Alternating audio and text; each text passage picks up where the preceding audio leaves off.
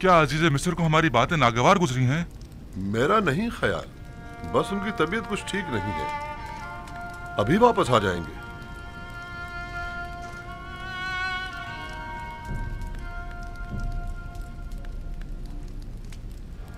सुना हसनात, मेरी जुदाई में बाबा ने इतना गिरिया किया कि उनकी आंखों की बीनाई ज़ाइल हो गई है।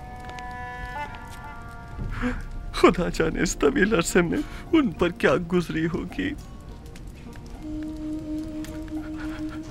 सब्र से काम लीजिए या नबी खुदा, मेहमान मुंतजिर हैं आपके, कहीं उन्हें शक न हो जाए।